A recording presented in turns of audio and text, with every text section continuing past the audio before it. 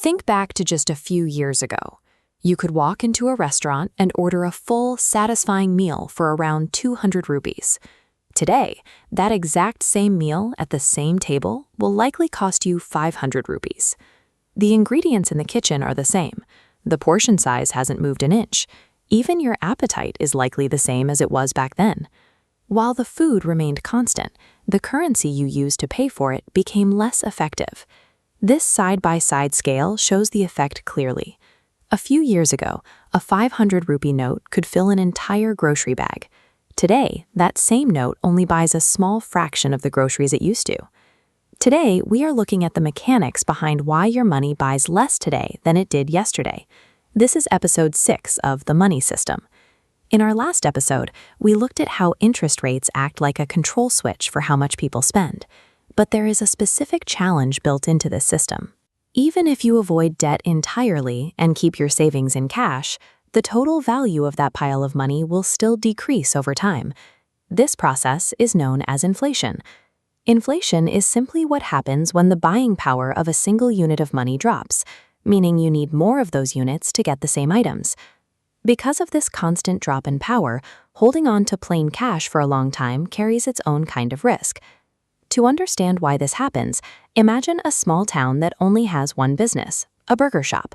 In this town, there are exactly 10 burgers available and 10 people waiting to buy them. Because the supply of food matches the amount of money in the line, prices stay steady and predictable.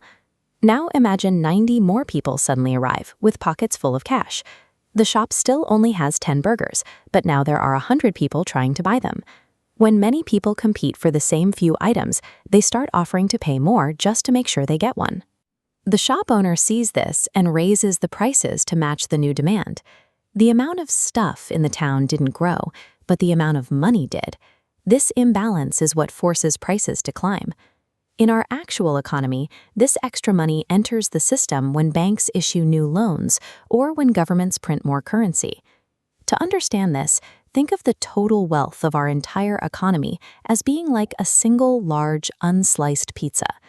If you divide this pizza into 4 slices, each slice represents a significant portion of the total food available. But if we keep the pizza the same size and simply cut it into 20 slices instead of 4, the total amount of food hasn't changed. We just created more pieces. By making more slices, we've made each individual piece much smaller. This is exactly what happens when more money is added to the system. Adding more currency doesn't create more goods or services. It just dilutes the value of every single note already in circulation. When you notice that things at the store are getting more expensive, it helps to reframe what you're seeing. Most of the time, the products aren't becoming more precious or harder to make. Instead, the money you're using is becoming less powerful.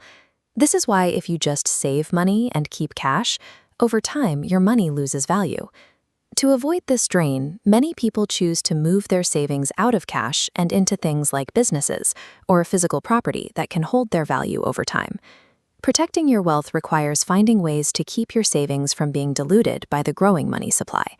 The core logic of inflation is this: as more money enters the system without a matching increase in actual goods, the value of each unit of currency shrinks and prices go up.